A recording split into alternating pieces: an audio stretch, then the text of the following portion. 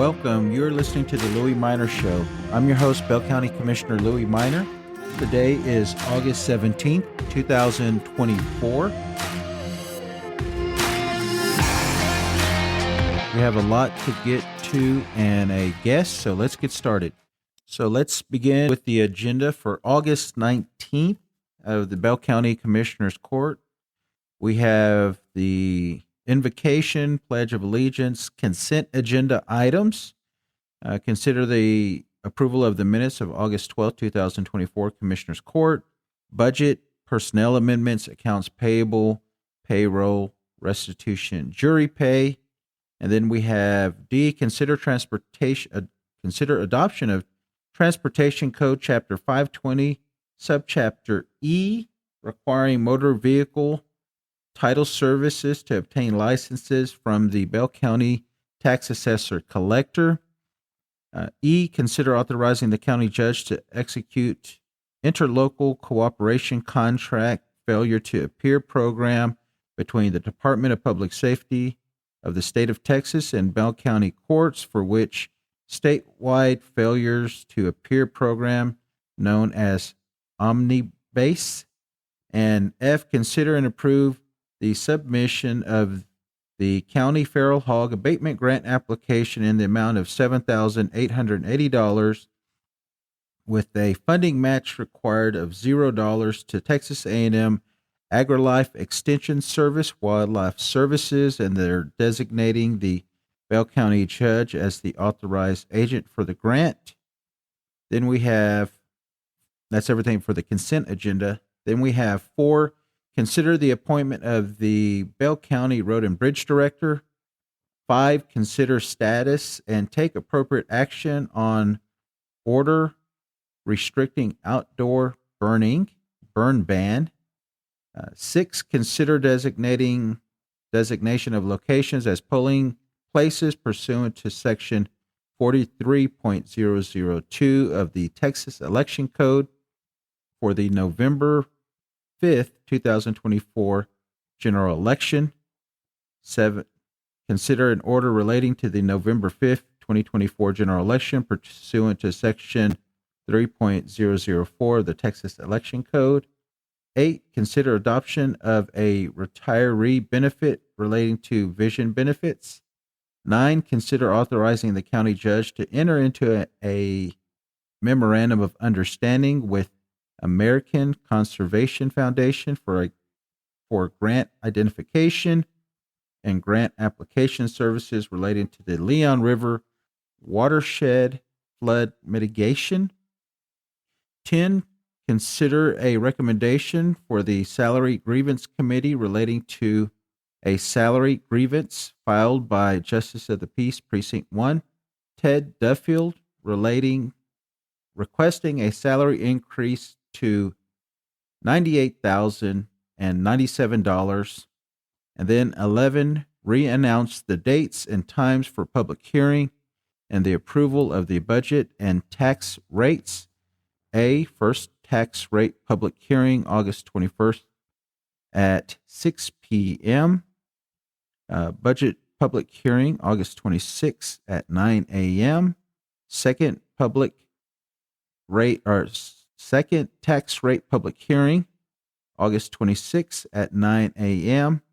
And then adoption of the 2025 budget and tax rate, August 26th at 9 a.m. And that is everything for the agenda.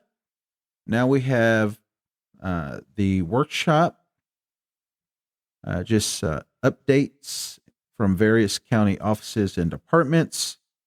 We have capital improvement updates, update on jail expansion and temporary jail facilities, Killeen Annex, diversion center renovations, and CIP 2024 plan discuss. Then we have discuss a scheduling tool for Workday, the HR, and then discuss an order affecting title to certain abandoned properties in the community of Pendleton, Bell County, Texas, and a quit claim deed. And then discuss legislative agenda for the 89th legislative session, county judge. And that is everything for the consent or for the workshop agenda. And then we do have August 28th through the 30th, the Texas Association of Counties Legislative Conference in Austin. And that is everything for the agenda and the workshop for the Bell County Commissioners Court for August 19th, 2024. Well, I just want to give everyone an update since I was not able to do a show last week that the stop sign on Featherline and Chaparral Road did not go in. Big surprise there. The other county commissioners wanted a study before they put it in, even though they've never did a study at all at any time anywhere in the county. Since 2021, 23 stop signs have gone in. Not one study was ever done. And even when County Commissioner Bobby Whitson put in a stop sign right beside the high school, no study was done. No study was requested. Yet now, because I'm advocating for a sign, they want one done. And to me, the biggest issue with all that was the county judge said he thought it was political. And that pissed me off when he said that, because I do things that are political, no doubt. So do they, but that's not one of them. That's not one of them. And that was at citizens' request. It's not like Commissioner Louie Minor decided out of the blue, I'm going to go put stop signs all through the county. But anyways, because they think it's political, citizens are affected by it. But that's why we need a vote and get out and do things and knock on doors and talk to people and encourage them why it is so important to get involved and get off the sideline. And that's why I want to share something with you. I got some exciting news this week that the Harris for President campaign reached out to me and asked me if I was interested in being a surrogate for the campaign. And of course, I accepted. And so tomorrow, Sunday, I'll be going to Arizona, Phoenix, Arizona, to a big canvas campaign kickoff event that they're having. And they asked me if I would go, and I am going. And yeah, it's funny because I did a press release on that, and the city or the Killeen Daily Herald put it in the paper and posted it on Facebook, and just seeing all the comments, all the, people, I guess they don't understand. Well, first of all, it's the weekend, and they're like, I hope he's taking vacation. They think the county's paying for it. They called on me to resign, and someone asked the question, how does this help?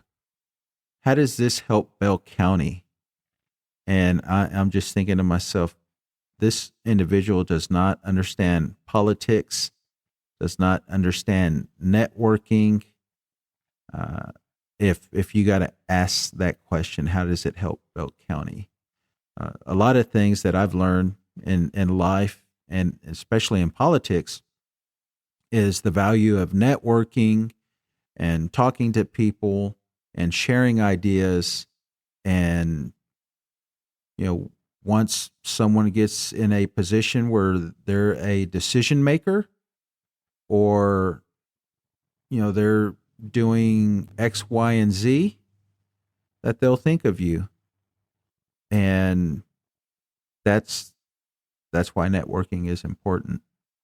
whether it's in business or politics or your own personal life, school, work, whatever. Networking is going to be your key to success. And so, yeah, I'm excited to go. And another thing, yeah, they thought that the county was paying for it. No, the county's not paying for it. The presidential campaign is paying for my travel and my travel for one staffer. So I got an early day tomorrow. I got to fly out at 6:30 in the morning, land I think at 7 or 8 in Phoenix, and then the event starts at 10 o'clock local time, and then at 1 o'clock local time, I'll be back at the airport to fly out and come back home.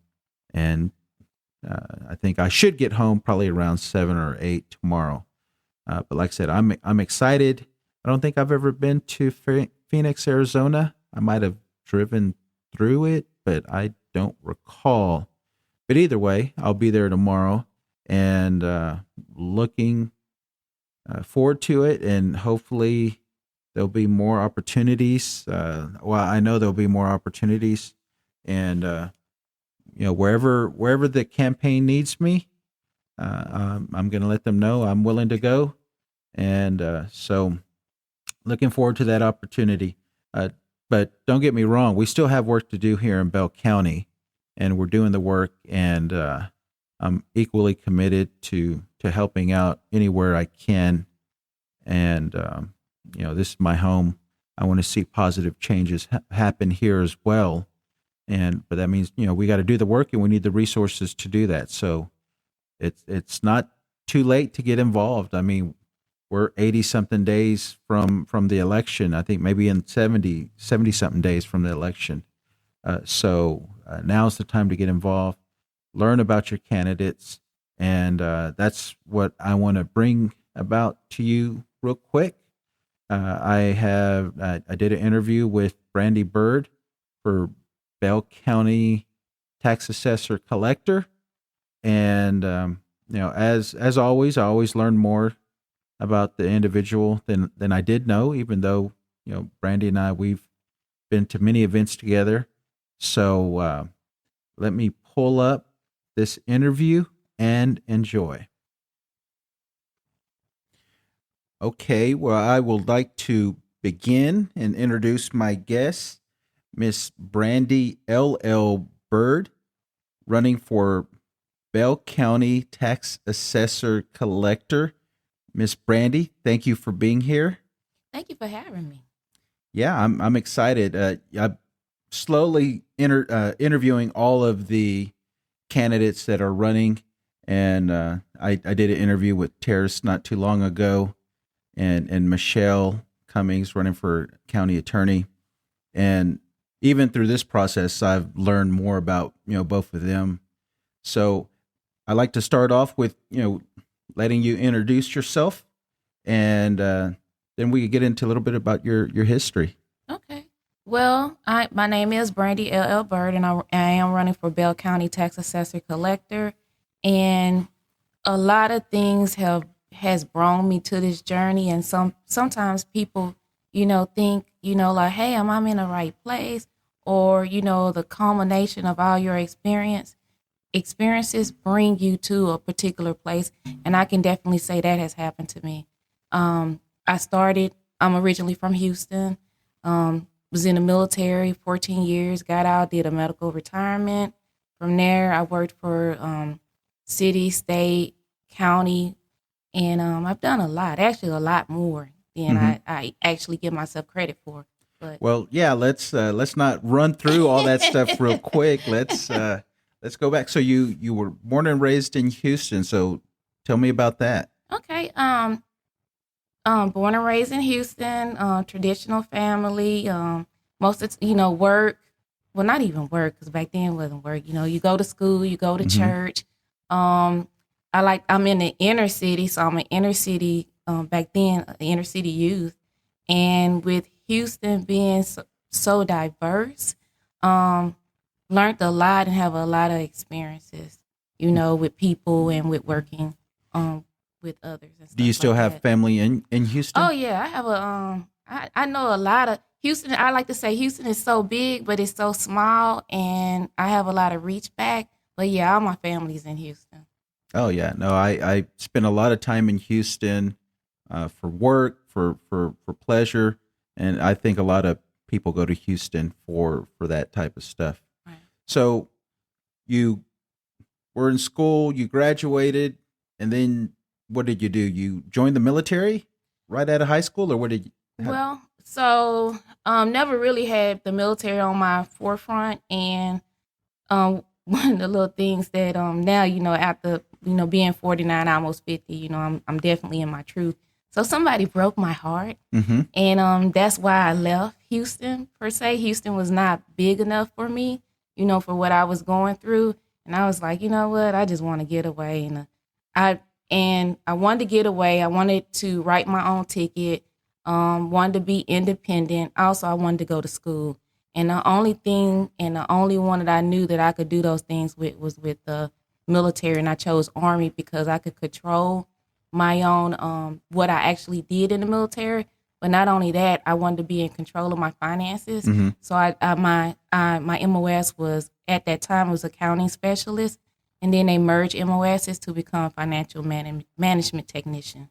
And so that's how It's funny that you say that because I was already in the military, but I was National Guard, and whenever I came back from Iraq, before I left, I was in a long-term relationship, like 3-4 years, but I was gone mm-hmm. during that process, and we broke up during that process. So whenever I came back, I was like, I don't want to be here because everything reminds me of my ex. Right. So I was like, what can I do to get out of here? And so that's whenever at the time, the Army had the National Guard, they had a website where you go to, and they had all these active duty orders mm-hmm. that for people to go work, National Guard people to go work. And there was one for Washington up at Fort Lewis, and that's what I did. And I was up there for 2 years. Oh yeah, you went far away. You went to the other side of the country. Yeah. Well, I had never been on the West Coast, and I had a choice. I'm like, mm-hmm. do I want to go to East Coast, which I've already been, or do I want to go to the West Coast? So I said, let me go to the West Coast. But yeah, no, it's funny how everyone has a connection in the Army of why did I join, or why did I do this or do that. So okay, so where'd you do basic? At Fort Jackson, South Carolina. Okay, and then AIT, where was that? Back then, it's Fort Benjamin Harris, in Indianapolis. I never heard of that one. Oh yeah, that's the home. Oh, that's finance. Finance. Yeah, home of finance. But then they moved it to Fort Jackson. Okay. But yeah, that's the original home of finance. And where was your first duty station? My first, Fort Campbell, Kentucky. And I got a story about that one too. I have a sister that's older than me, 6 years older, and I went to go visit her at her first duty location. Mm-hmm. It was Fort Campbell, Kentucky, and it was nothing down there at all. And I was like, you know what? I never ever want to come back here. and when you're in school and you're getting your orders, your first duty assignment, everybody went overseas except for 3 people, and I was one of the 3, and my first duty station was Fort Campbell, Kentucky. Yes. The one place you didn't want to go to. One place I never want to go back to. So how did you come to Fort Hood? Again, so when I got out of the military, actually, I was overseas at Fort Casey. Let me say this about the military. My whole background is rapid deployment. I never deployed anywhere, but back then, I don't know about now, but back then you train the way you fight. And you have to be ready to be on something hot within 2 hours. You get a call, 2 hours, you're in the air, literally. And my whole, everything in the military, we always trained like that. And so I was at Camp Casey, Korea, and I actually liked it. I wanted to stay down there for 2 years. And then finally did a medical, and I got out at Brooke Army Medical Center in San Antonio. Mm-hmm. And then one of the guys that I had met in Korea, I was interested in, and we actually got married and he was stationed at that time Fort Hood, now Fort Cavazos. And I was in school, the kids were in school, and I was just like, you know what, let me just, come here to this area, and I stayed. I like, I always, I could never ever tell if I was coming or going, or if I liked it or not. Mhm. But as the years went by, now it's 17 years later, I'm still here, Oh, and you've I been here really liked 17 it. years. I've been here Oh, okay. 17 years. And So I like Colleen is it. home. Colleen is home. Yeah. Colleen is home. Yeah, Definitely. that's Colleen is home for me now. Obviously, I was born and raised here. Mhm. I grew up in Belton, but yeah, I came back to the area and chose Colleen, and Colleen is home, and I love it here, and it's done a lot for me, and I want to give back. So that's why I And do. That's why I do what I do. and let me say some things about Colleen, because you always hear negative things, but let me tell you, if it was negative, I wouldn't stay here so long. At all, if at all, the traffic is slow. You can literally get it, to anywhere here in about 15 minutes at the most. With traffic, but not only that, it's centrally located. A lot of people be like, "Oh, it's not safe." It's not. That's not true. I can tell you, I've actually been downtown visiting some of the clubs, which are really nice. And 2, 3 o'clock in the morning, nothing's happening. I can tell you, nothing's happening. And it's a really nice place. Mm-hmm. It really is. And I can see why a lot of people. I know it was like a little best kept secret, but now it has gotten out now, and especially with all the rising housing prices and stuff. Mm-hmm. But it's still, a great area to live in. It's still relatively affordable, Yes. but I think that time is disappearing. Mhm. I remember, because I had got my real estate license 2015, I think, or 16, and I vividly remember choosing not to do any real estate in Killeen because the house prices were so cheap. I'm like, I could do the same amount of work in Austin and get double the commission because the home prices were double than a lot of property. what they were doing here in Killeen. So yeah, I remember making that, but that's not the case now. I mean, now you got home prices. I think Like 250, 280 somewhere. Yep. is the median home price here in Killeen. And that's crazy because I remember it was like 120, Yes. 130 Yep. back whenever I was doing real estate. Yep. Or you can get you a foreclosure about $60,000. Mhm. Yep. But anyways, so let's. So you said you got married. You have kids. How many kids do you have? I have 4 kids. The 4 oldest kids. is 29. Then I have a 27. Then I have one that's 24, getting ready to be 25, and she's the baby. And then I have the baby who's 17. Okay, So no 3 grandbabies yet. No, Oh. I schooled them on that. I'm like, hey, if you're not ready, don't do it. But you know what? When that grandbaby gets here, you're gonna love him or her to death. I love mine. Absolutely, So, absolutely. it's a different type of love. It's a Yeah. different type of love. Like you get, yeah, you'll see what I'm talking about as soon as you get that grandbaby because you're like your kids. You go headbutt with them, but the grandbaby, it's a whole different thing. And then, I think about legacy, and one of the things, that's always in the forefront. Like I've raised my kids and I've done, all that I could for them, and now I'm on like the grandkids, and even with dealing with the public, I Mhm. think about, well, what are we leaving behind for the children to have? Yeah. I mean that. People tell me about being successful and things like that, and what does success look like for me? It's being able to provide for my grandkids, Yeah. and you don't need to have millions and millions of dollars to be able to do something like that. And I'll give you an example. My great grandparents, who I don't even have a memory of, they all worked hard.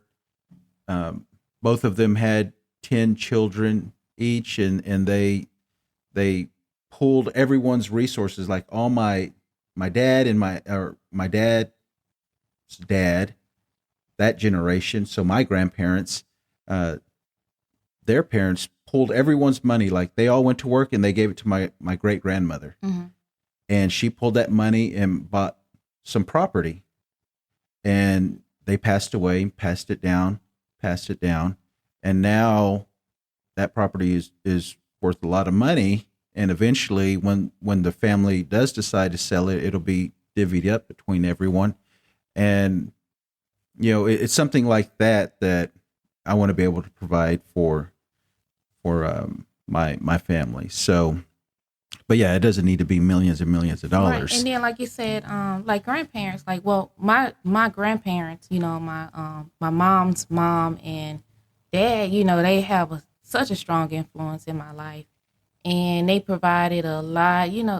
I had stability at home, but they even gave even more stability, and as far as like showing you, the ways that you should go, and just a really, really strong influence. So just like, they didn't have a lot, but they could feed you. They could love on you, and they could show you, okay, well, you went a little left, you need to come back, and that type of influence. And grandparents are so important in kids' life. I don't think we really realize it, because like my mom and my dad, they're not really interested in being grandparents, which are okay. That's your choice. But I do know when I become a grandparent, I definitely want to be a strong influence, and maybe I get that doctor and lawyer and dentist that I want.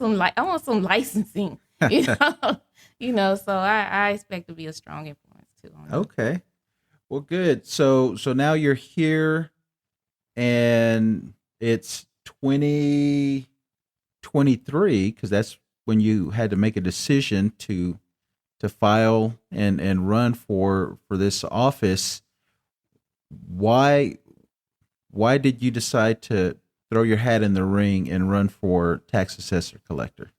So what made me run? Well, let me say this. I never expect to be in politics, I true to veteran form, hey, I just want to go home and be left alone. And that's not essentially what happened. A person that was then a friend, she needed help, and I'm just at home and I'm watching, them plead over the internet for somebody to come help canvas or block walk, or come help at the polls. And I was like, you know what? I'm not doing anything. Let me come help. And most people don't know I'm a super block walker, but not only that, I'm very personable with people and stuff. People don't scare me. Or even just saying hi, greeting people, because I like people to feel good. But one thing led to another. It was in a meeting and was talking about all the openings that were coming open in this election cycle. But not only that, her name was Julie Oliver. She threw in there about the statistics about the people the voting numbers in Killeen, which then was like 1.99% of the people actually come out to vote. And when I saw nobody was raising their hands or, actively like, okay, I'll do this, this, or this, or that, or the other, I looked at the board and I said, you know what, I can do that. 33 years finance accounting, that's all I ever done. That's the easy part, as I like to say. But what I would really like to see, and how I know if I was successful or not, is if I can get that then 1.99. I think it's even less than that now, but that 1.99% to come out and vote, participate in civics. So were you always? I know you said you wasn't very political, but would you go vote? Obviously, when you went to go vote, you had to choose between Republican or Democrat. Right. So you followed a little bit of politics, right? Oh yeah. Most people don't know, or because people make their perception based on how you look or the interaction. I'm a pretty quiet, reserved person, because I like to do things in the background, move things. But diehard Democrat, diehard, because I believe in people and I believe in humanity, and I believe we're here to serve each other. And if you're not helping people along the way, then what are you really doing? And I live with that. Also, as far as with politics, right, or politician, those have become dirty words. and I'm bringing it back to what it really is relationship building. And I've always done that, build relationships with people. You asked about Houston, that 17-year-old, she was doing a whole lot that she wasn't supposed to, and had to move her out there to Houston, and she did some other things, but she didn't know I had as much reach or reach back that I did. And like, oh, my mom really knows a lot of people. Mm-hmm. And yes, because, I developed those relationships, and I'm genuinely concerned about others because I really do care for people. Right. Well, how has the campaigning been going so far? Well, it's been going fairly well. I will say this, it is slow. And what I mean by that, most people don't pay attention to the tax assessor collector. They're more involved with, let's say, Jennifer Lee, who's running for Texas House Representative 55, or Don Richardson, who's running for 54. They're interested in the lawmakers. But what a lot of people don't understand is the dynamics of money in the county and where all the money comes from. And one of them is from vehicle registrations. And I would be acting as a state agent, and I'll be responsible for sending back taxes from vehicle registration back up to the state. So I guess explain to the people what does a tax assessor do in Texas, and then what does the tax assessor do here in Bell County? Okay, so the tax assessor in Texas, again, they act as an agent for the state, and they send revenue in the form of taxes back up to the state. Now, in other counties, in other places, they would have they do deal with taxes, property taxes per se, property taxes and vehicle registration. They're lumped together. But here in Bell County, I would only be responsible for vehicle registration, and again, sending that tax money back up to the state. And just recently, as of December, I'll be a voting member on the tax advisory board, again, who's just administers the procedural as far as like tax advisory and property taxes. It's a weird dynamic. Trust me, it's weird. But it's not at all what people think. I do tell jokes. I'm a funny person. I like to say that I'm like the Texas Railroad Commission, who has nothing to do with railroads. I have nothing to do with property taxes per se. So. Right. Yeah. And what, the governing bodies always say, at least, is, we set the tax rate, but we don't set the appraisal on your home. That's done by the appraisal district. And they're like, well, we, say Bell County, we lowered your tax rate, but if your appraised value goes up, then your taxes still go up. So people, they don't know who to blame. Right. And it's different pots of money. It's like, and that's why civics is so important. So you have the schools, and the universities that plays a part in that. It's kind of like almost like a 3-tier system, but the schools, the municipalities, which are the cities, they all have a part to play in that. That's why it's so important to go to those school boards or those city council meetings. And every year they're going to go over those budgets. You need to be looking at what's being spent, the future use plan, everything. You got to really be involved. And when you don't understand, it's okay to just say, hey, I don't understand, and seek out your county leaders or your city council people or your school board members. Seek them out, because without your input, they're just making up stuff, honestly. Mm-hmm. So. Yeah, no, and that input does matter. Yep. It does matter. I mean, if a group of people, because 5 or 10 people going to a meeting and complaining on an issue, that's very uncommon in government, at least local government, right, to have that many people come on a single issue. So it'll definitely make the governing body, look a little bit harder at what the issue is. No, and then also you asked me what else, well, what got me into politics too, but really what got me when I, being from the inner city, I see a lot of things and I've seen a lot of things as far as like what people do, they don't do. And not to say anybody's doing it, let me say this disclaimer, but some things here, like criminal activity or people not utilizing funds the proper way.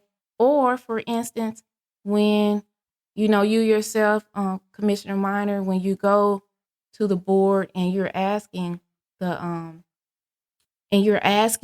funds, right? Well, not even funds, you'll make a proposal out there in Belton, on the commissioner's court. You'll say, hey, for instance, the solar farm, it's federal grant money. Somebody's gonna, we have land petition. This will bring revenue to the city of Killeen and to the county. And they say no, they vote no. So that catches my attention. Well, why would you vote no for something that's revenue generating? Mm-hmm. And then I go back and look, and I'm like, wow, wait a minute. They never vote, and I'm saying never, but I'll say 99.9% of the time, they never vote anything pro Killeen. That got my attention, and that what made me, realize, hey, it's some other things, some other dynamics at play, and I don't like that.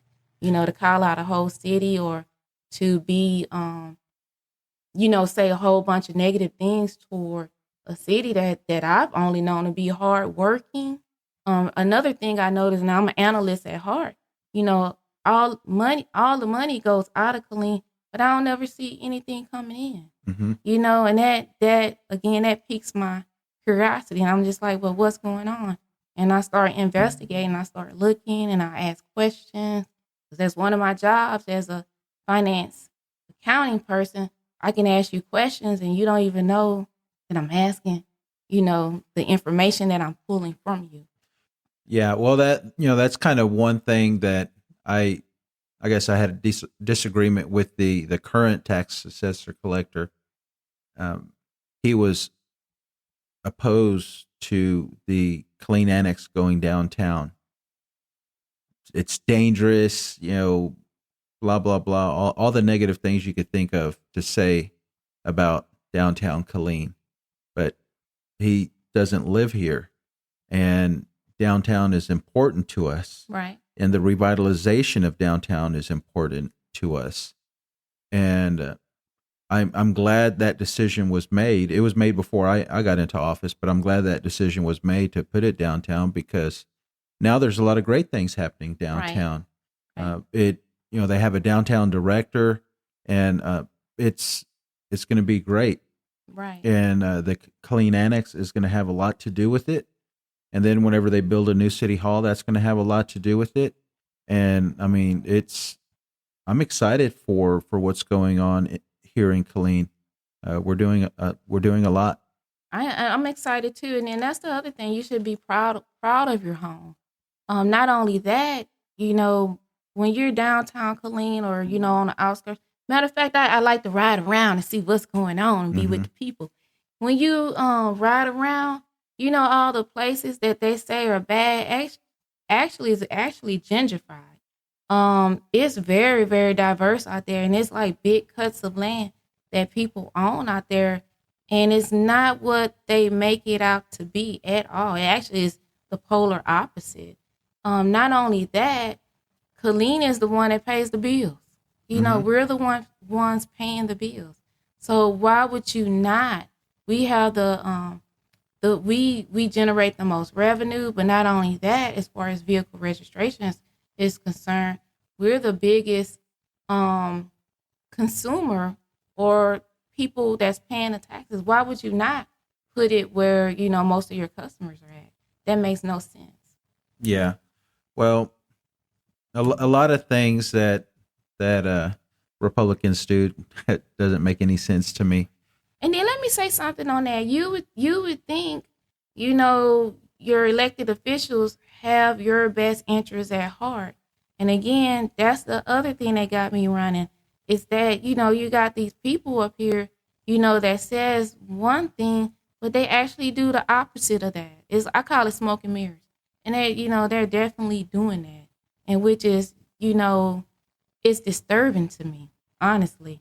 Um, and and I'm gonna call it what it is, evil, actually. Mm-hmm. And I don't appreciate it. Well, there's certainly a east side of the county, west side of the county divide, and I I don't know why. I'm gonna speculate the reason why more stuff happens in the east side than in the west side is because usually over here the families here are very transient. They come in or they're relatively new and they just don't have those generational uh, issues that the east side of the county does. So say you're trying to do a project over there, and you grew up in Belton.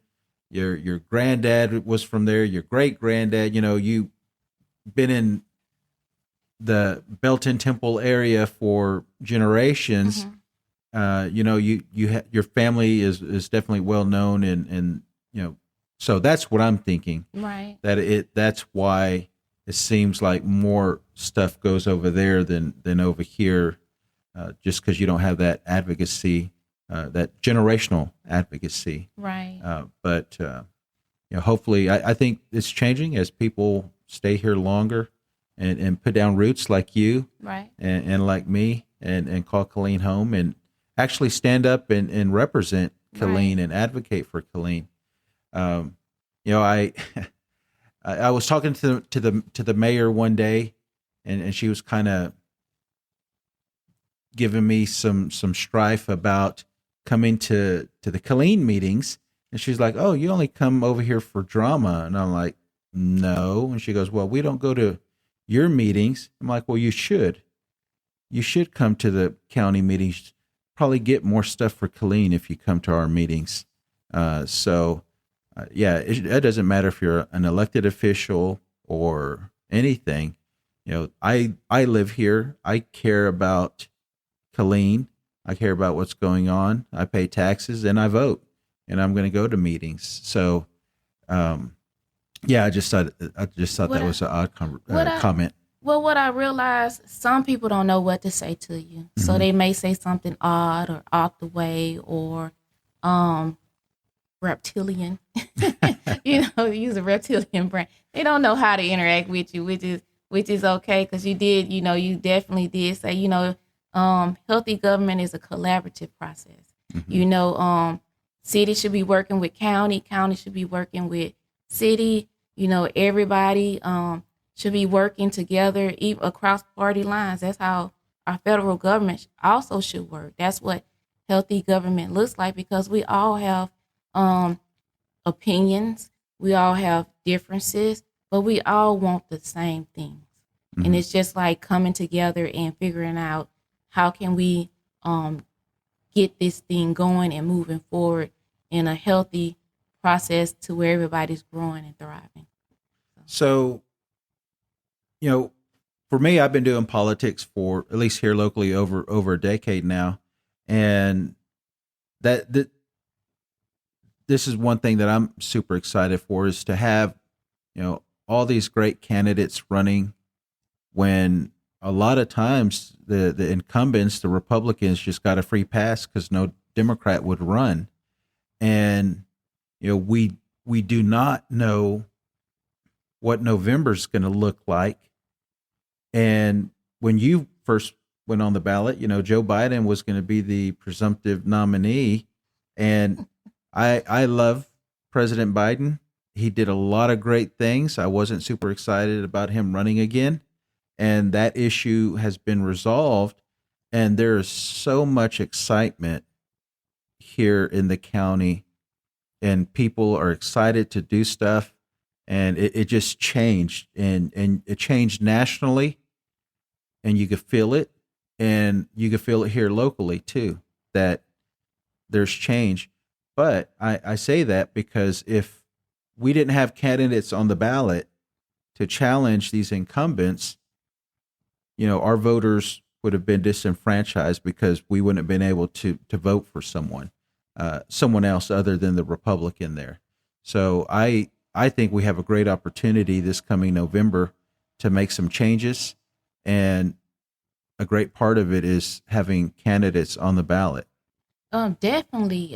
One of the things that I noticed within our government or local government is that things are skewed towards one side.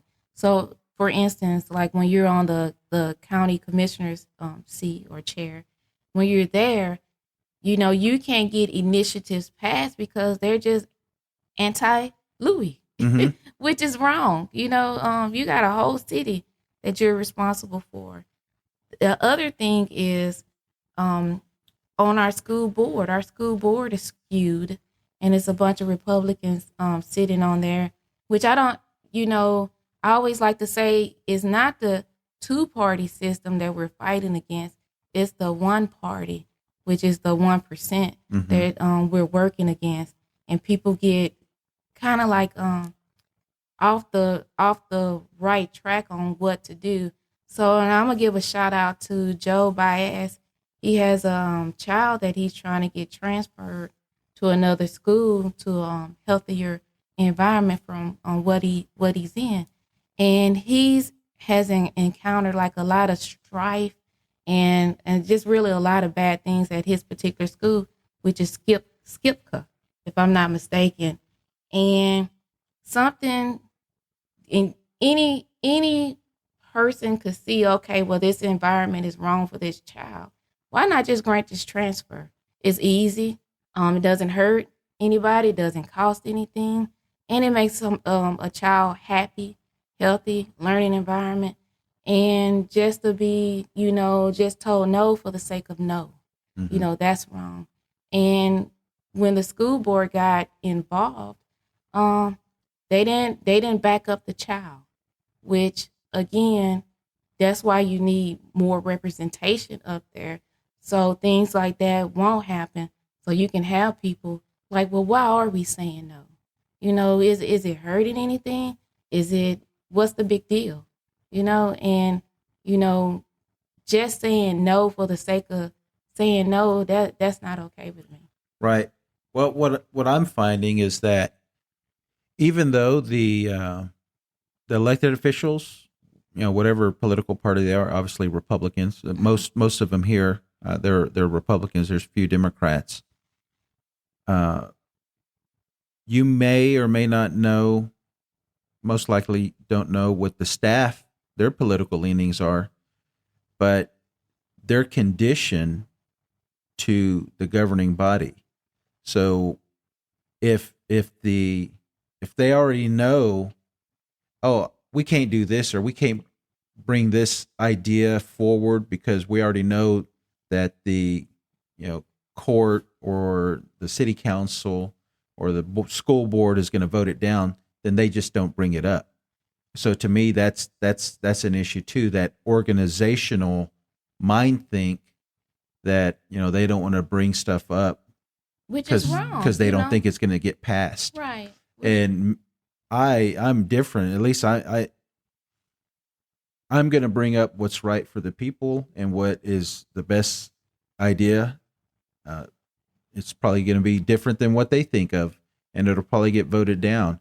But the public will see that. The public will hear, hey, there's other ways we could be doing this besides just what they're giving us. Right, right. And then I also want to I also want to talk about that Chaparral Featherline Mm-hmm. Road. So I do like to say it's everybody's fault, and when I say that, um, voters, right, voters, or not even voters, the city at large, we need you engaged in civic government because everybody does not know everything, and it's always holes in something, and you help fill in and complete those holes. We need your feedback, but not only that, city council, right, city council, county government, when they're approving these tracts of lands or they're talking about future use or anything like that, of course they go into discussions, right?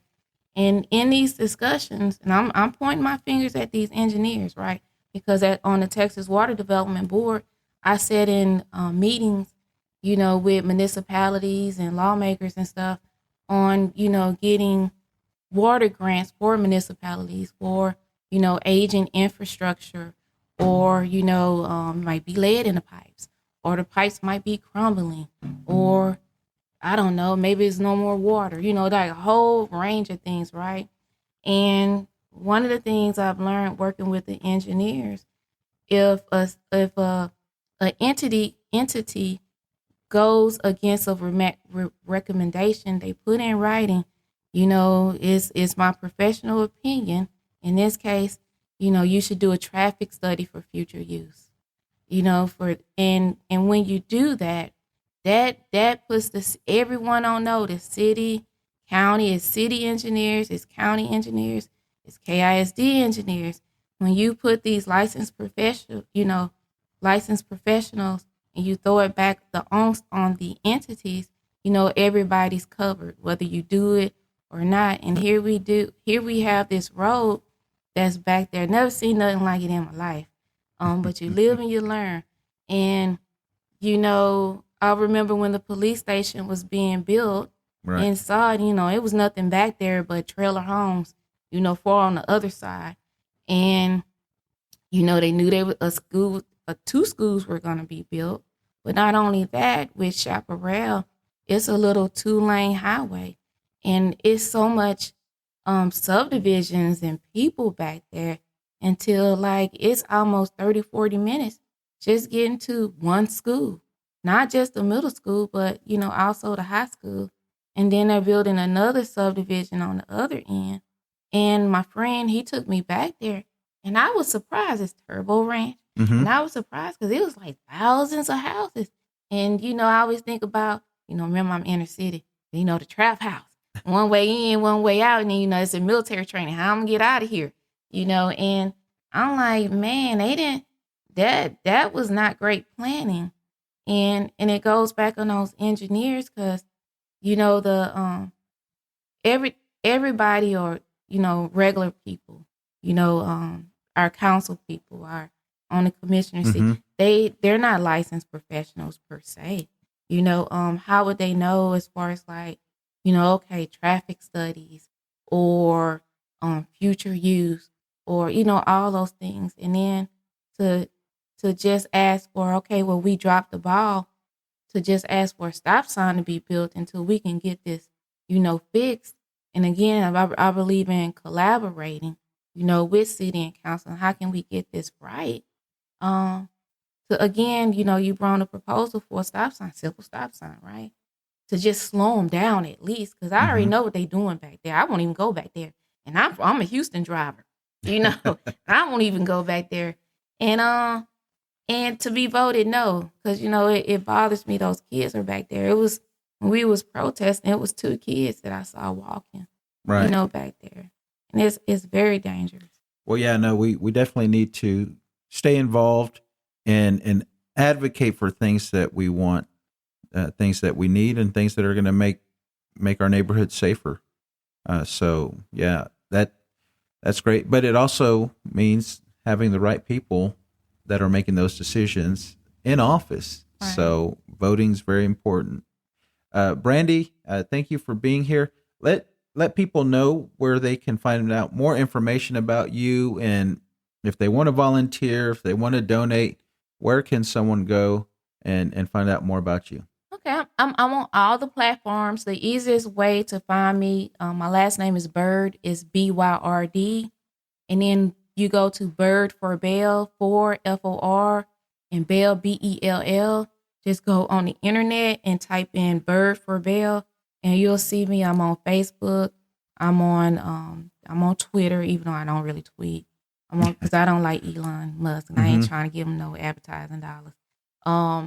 Twitter, Instagram. I'm on TikTok. I'm on all the places. But if you just type in Byrd for Bell and go to my website, and I'll see it definitely. And just find me. And then also, let me give you my phone number too. I believe in elected leaders being accessible. But not only that, you should be able to see them. You should be able to talk to them. You should be able to email. Please seek out your elected officials.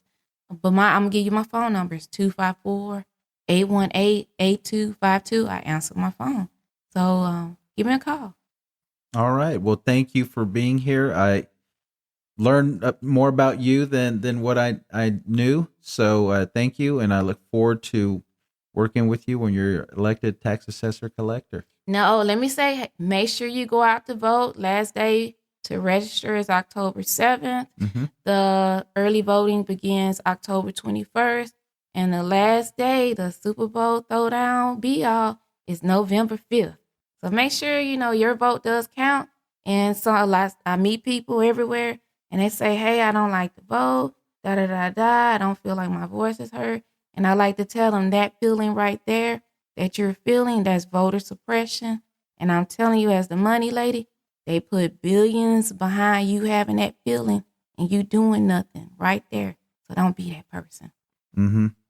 Well, thank you, Brandy. All right. Thank you, Louie. Well, thank you again, Brandy, for the interview. Like I said, excited to vote for you coming November. And we have a lot of work to do to get Brandy elected, to get Dawn, Jennifer, Terrace, Michelle,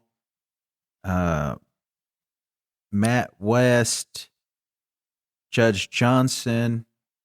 I'm sure I'm probably forgetting someone, but that's just off the top of my head. So I apologize. But yeah, no, we got to definitely get our Democrats elected to office. So let's roll up our sleeve. Let's get to work. We only have a few days left, and let's make every day count.